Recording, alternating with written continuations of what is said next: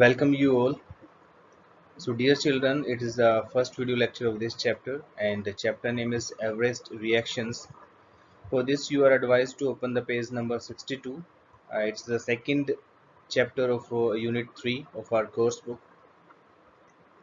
So, let's start to read this chapter.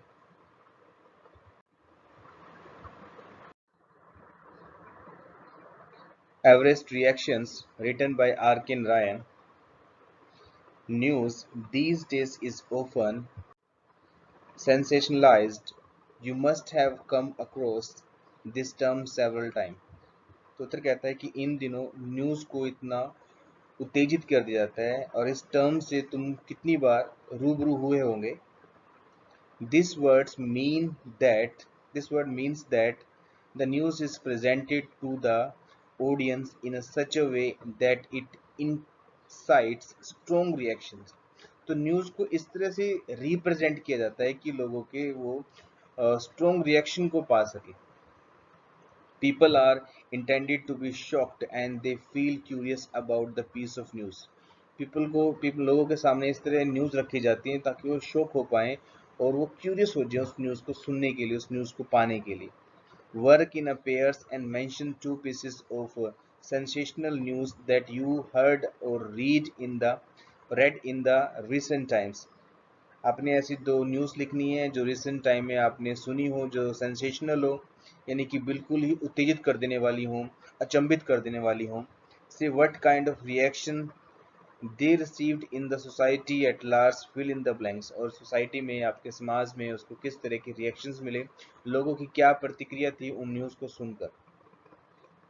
Now let's read this chapter. Sometime even the most stupendous achievements draw the most unexpected reactions in the certain quarters. कभी कभार क्या होता है कि जो बिल्कुल ही स्टूपिडियस यानी कि मूर्खता वाली जो अचीवमेंट होती है वो भी लोगों की रिएक्शंस को, अनएक्सपेक्टेड रिएक्शंस को ले लेती है, यानी कि लोगों की अच्छी वाहवाही मिल जाती है उस बात को भी. When Hillary and Tenzing finally reached the roof of the world, everyone was thrilled and excited about the event.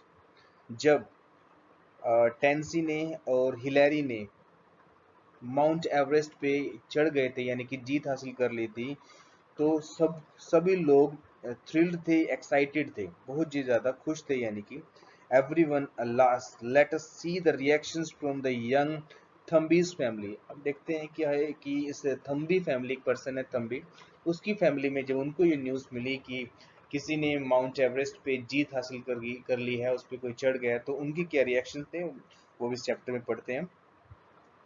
It was the youngest member of the household, Thambi, now 12 years old, who came in with the news. तो थम्बी था, एक family में सबसे छोटा person था, उस family का सबसे छोटा मेंबर था, वो लगभग 12 साल का था. वो अंदर आया एक न्यूज़ के साथ. He had gone out a little while earlier. वो थोड़े टाइम पहले ही घर से बाहर गया था. It was his habit to go out and keep dashing in every little while with the reports of cricket test scores and flying saucers and traffic accident and other such matters. तो उसकी habit थी कि वो फटाफट बाहर जाता और कोई ना कोई रिपोर्ट के साथ, जैसे क्रिकेट की, एक्सीडेंट की और न्यूज़ के साथ वो अंदर आता और अपने साथ लेके आता न्यूज़ घर पर. Today he came in crying out. आज वो चिल्लाते हुए अपने घर पे आया. The Everest has been conquered, they have reached the top. उसने अनाउंस किया कि जो एवरेस्ट है उसको जीत लिया गया है, वो टॉप पर पहुंच गए हैं. People thought he was joking. लोगों ने सोचा कि वो जोक कर रहा होगा, मजाक कर रहा होगा. Although generally an accurate reporter, तो जनरली क्या था, एक एक्यूरेट रिपोर्टर था, सही रिपोर्ट देने वाला था. Occasionally perhaps when he felt that people's interest in living was flagging. जब कभी उसको लगता था कि, कभी कभी ऐसा वो करता था कि जब लगता था कि लोगों का इंटरेस्ट नहीं रहा कि न्यूज़ में सुनने में, वो बोर हो रहे हैं, तो वो क्या करता था, he tried to reuse them with the stories of decotes and arson in the neighborhood, story that would not bear a moment's scrutiny. तो जब कभी ऐसा होता था कि लोग बोर होते थे तो वो क्या करता था, जो लूटपाट की होती है, डिकोटी की जो होती है, डकैती की जो न्यूज़ होती है, आर्सन की यानी कि घर में किसी की आग लगा देना, आग लगाने की जो न्यूज़ होती हैं, उनको लोगों के सामने रिप्रेजेंट करता था और लोग कोई भी उस पर स्क्रूटनी नहीं करते थे, उसको एग्जामिन नहीं करते तो सुनते थे उसकी बात को. Such tales would make the elder sit up and ask where he had heard them, so forth, and the young man would go away pleased with he had succeeded in the spring his elders from their torpor.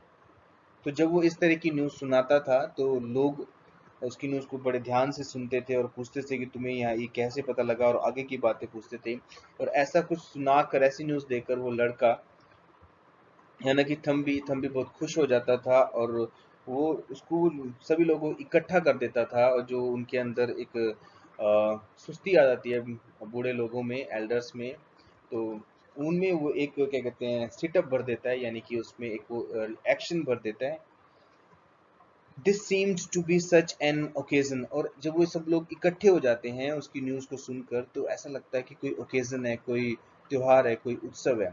Thambi tried to run away. Sorry, we were on the next page. Yes. Thambi tried to run away after declaring the conquest of the Everest, but he was caught by the wrist and asked to explain.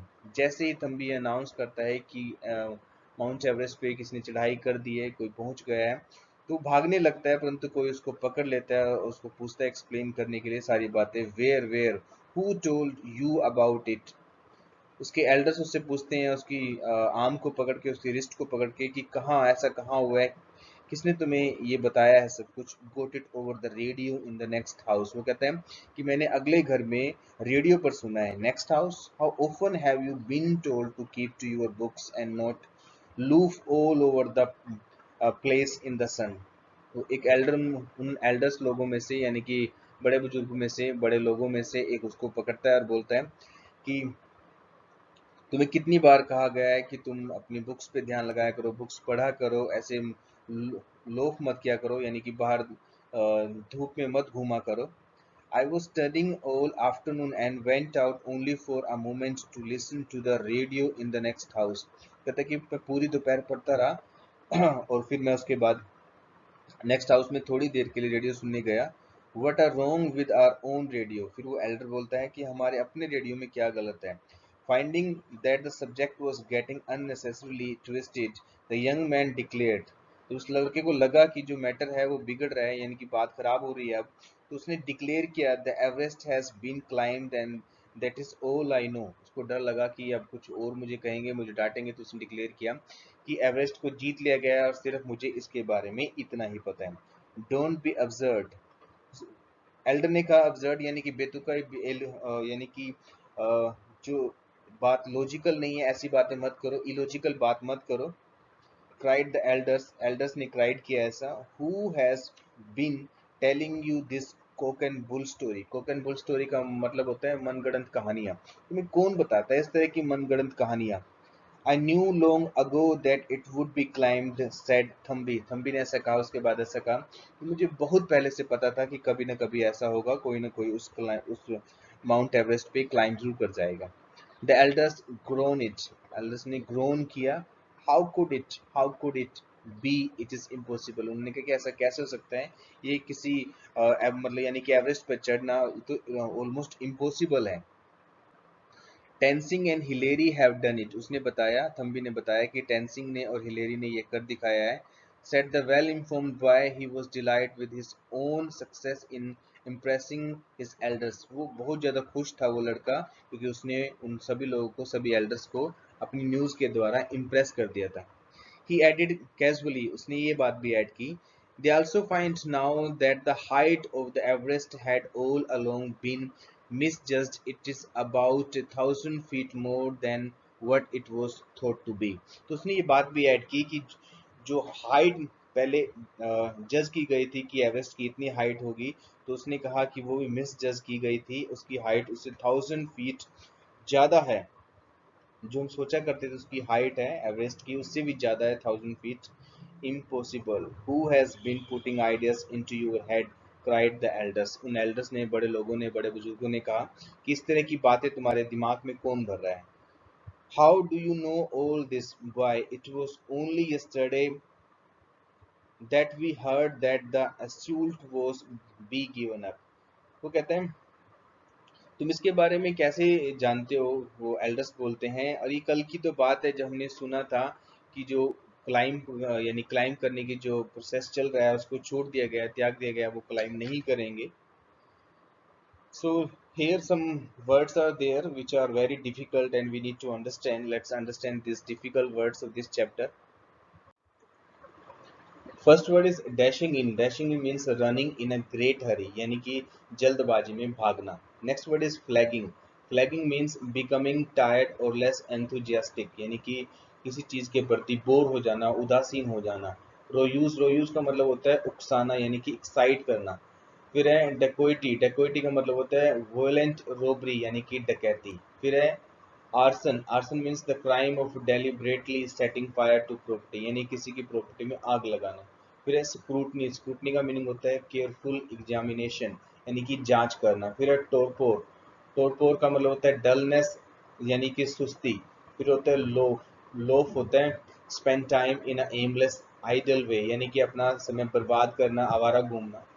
Next word है cock and bull story, made up story यानी कि मन गढ़ंत कहानी. Next है assault. Assault means an attempt to do something difficult, यानी कुछ करने की कोशिश करना, कुछ मुश्किल करने की कोशिश करना. Next thing we will discuss in the next video lecture.